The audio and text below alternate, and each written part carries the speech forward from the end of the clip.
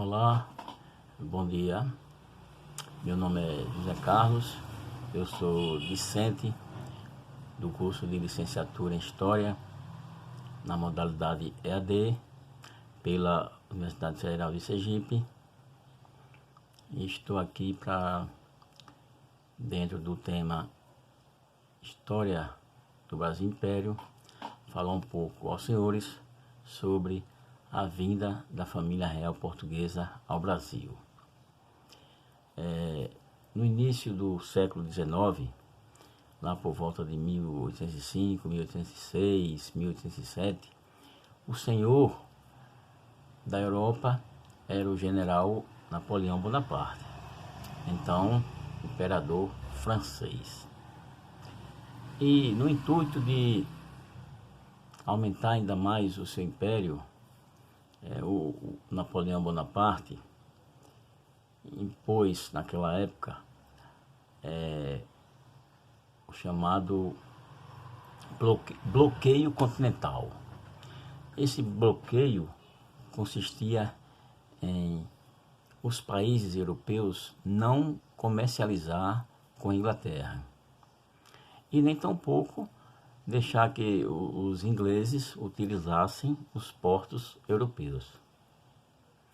Bom, como Portugal e Inglaterra eram aliados há muito tempo, eles mantinham uma aliança desde a Idade Média, mais precisamente desde o ano de 1373, que eles eram aliados. Então o príncipe regente de Portugal, Dom João, ele não aceitou essa imposição do Napoleão Bonaparte aos ingleses. Diante dessa recusa do príncipe Dom João, o Napoleão Bonaparte disse que iria invadir Portugal e retirar os Braganças do trono português. Bem, diante dessa ameaça, Dom João procurou por diversas vezes um acordo com Napoleão, no intuito de não acontecer essa invasão de Napoleão Bonaparte a Portugal, porém, em nenhuma dessas tentativas de Dom João ele obteve êxito. Então, nesse contexto aí das guerras napoleônicas, o Dom João então resolveu se mudar com toda a família real para o Brasil.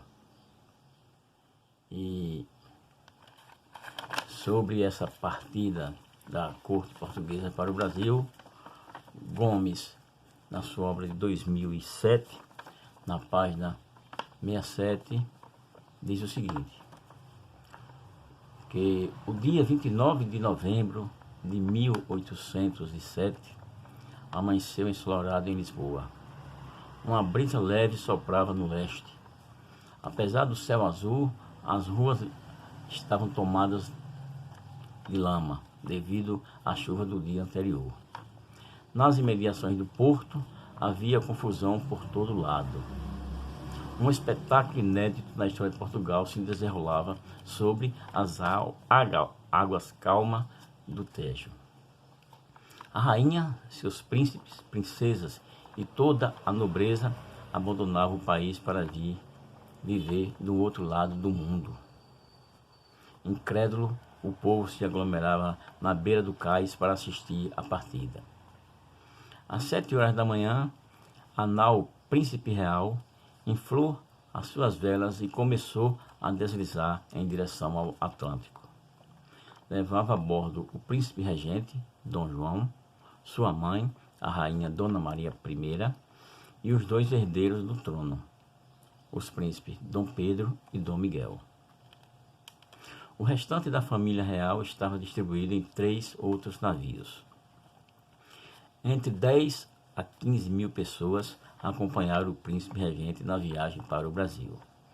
Era muita gente, levando-se em conta que naquela época a capital, Lisboa, tinha cerca de 200 mil habitantes. O grupo incluía pessoas da nobreza, conselheiros reais e militares, juízes, advogados, comerciantes e suas famílias. Também viajavam médicos, bispos, padres, damas de companhia, camareiros, pajés, cozinheiros e cavalariços. Devido à pressa do embarque, a imensa maioria dos viajantes não foram registrados nem catalogados. O cálculo do número de passageiros é, portanto, baseado em relatos e estimativas da época. Embora o plano de fuga para o Brasil fosse antigo, a viagem foi decidida às pressas e executada de forma improvisada. Até uma semana antes da partida, ainda havia na corte de Dom João alguma esperança de composição com Napoleão Bonaparte, capaz de evitar a invasão a Portugal. Tudo isso caiu por terra no dia 24 de novembro, quando chegou a Lisboa a última edição de um jornal parisiense, órgão oficial de Napoleão, no qual o imperador francês anunciava que a Casa de Bragança havia cessado de reinar na Europa. A notícia causou um tremendo alvoroço. Não havia alternativa. Ou a família real fugia para o Brasil ou seria destronada. Durante 3 dias, o povo de Lisboa observou o movimento de cavalos, carruagens e funcionários do governo nas imediações do porto, sem entender o que estava se passando. A explicação oficial era que a frota portuguesa estava sendo reparada. Os mais ricos e bem informados, é claro, sabiam perfeitamente o que estava acontecendo. Quando finalmente a notícia da partida se espalhou, o povo reagiu de forma indignada. Nas ruas havia choro e demonstrações de desespero e revolta. Como então fazer um discurso de despedida nessas circunstâncias? Então, Dom João, como alternativa, mandou afixar nas ruas de Lisboa um decreto no qual ele explicava as razões da partida. Dizia que as tropas francesas estavam a caminho de Lisboa e que resistir a elas seria derramar sangue inutilmente. Acrescentava ainda que, apesar de todos os esforços, não tinha conseguido preservar a paz para os seus amados súditos. Por isso, estava se mudando para o Rio de Janeiro até que a situação se acalmasse. Também deixou escrito algumas instruções sobre como os portugueses deveriam tratar os invasores. As tropas do general Junot receberiam as boas-vindas da Assembleia da Regência, um conselho de governadores nomeado pelo príncipe. A Assembleia tinha orientações para cooperar com o general francês e oferecer abrigo aos seus soldados. Antes de embarcar, Dom João ainda teve o cuidado de raspar o cofre do governo.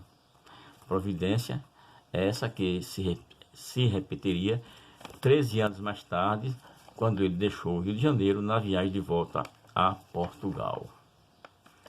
Pois bem, assim narrou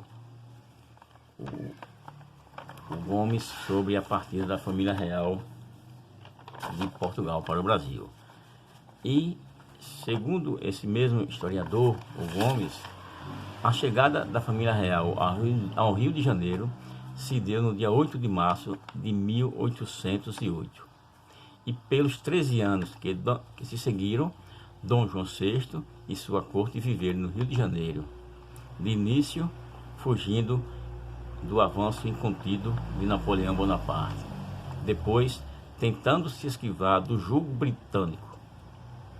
Dia antes de desembarcar no Rio, o Brasil já começara a se livrar dos grilhões coloniais. Foi quando ele decretou a abertura dos portos, aos países, às nações amigas. E em breve seria um Reino Unido a Portugal. E em seguida, o Brasil se tornaria um país independente. Pois bem,